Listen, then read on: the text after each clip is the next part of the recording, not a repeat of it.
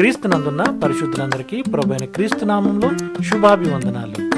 దేవుని ప్రేమ ఆధ్యాత్మిక కార్యక్రమానికి స్వాగతం.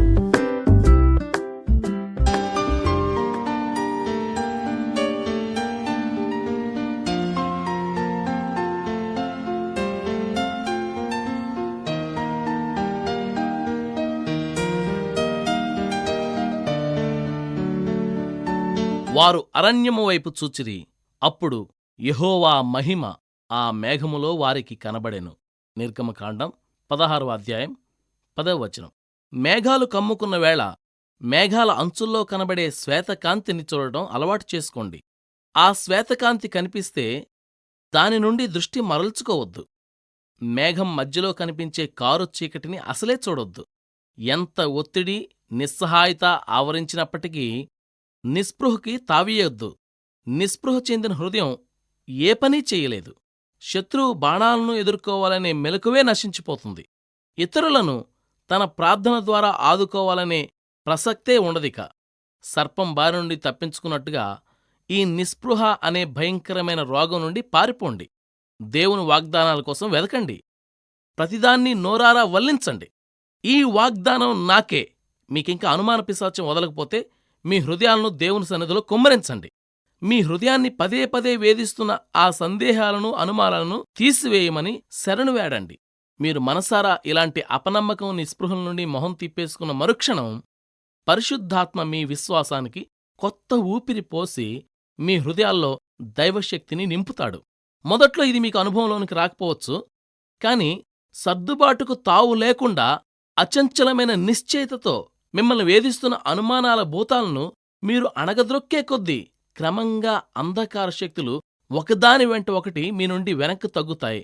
అది మీకే అర్థమవుతుంది.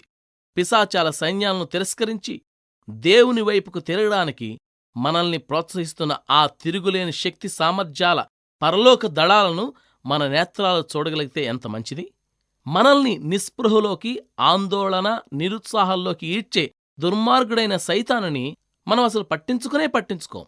దైవత్వంలోని అత్యున్నతమైన బల ప్రభావాలన్నీ క్రీస్తు పేరట సంపూర్ణ విశ్వాసంతో దేవునికి తన్ను తాను సమర్పించుకుని ఆయన వైపుకు సహాయ సహకారాల కోసం తిరిగే అతి దీనుడైన విశ్వాసపక్షం అవుతాయి. ఒకరోజు ఉదయం ఒక డేగ తుపాకీ గుండు దెబ్బతిని కూలిపోయింది. దాని కళ్ళు ఇంకా కాంతిపుంజాల్లా మెరుస్తూనే ఉన్నాయి. అది మరణబాధలో అతి కష్టం మీద కళ్ళెత్తి ఆశగా, ఆబగా ఆకాశంలోనికి చూసింది. ఆ ఆకాశమే దాని ఇల్లు. అది ఆ డేగ సామ్రాజ్యం. తన రెక్కల్లోని తేజస్సుని, బలాన్ని అక్కడ ఎన్నోసార్లు ఉపయోగించింది.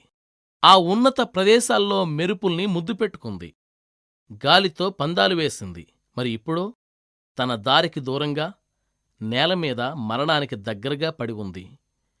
ఇది ఎలా జరిగిందంటే, క్షణకాలం ఏమరుపాటు వలన ఆ డేగ భూమికి దగ్గరగా ఎగిరింది, తుపాకీ దెబ్బకు గురయ్యింది.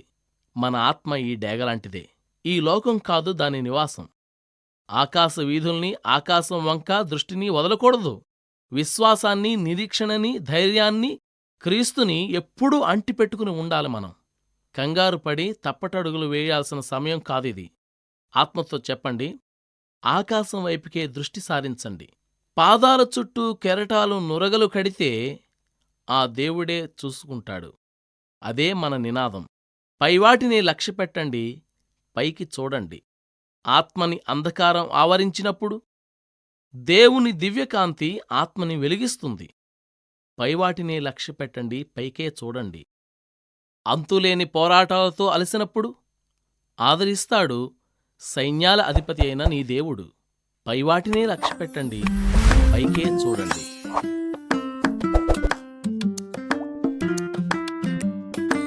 దేవుని ప్రేమ ఆధ్యాత్మిక కార్యక్రమాన్ని చివరి వరకు వీక్షించిన శ్రోతలందరికీ మా హృదయపూర్వక వందనాలు.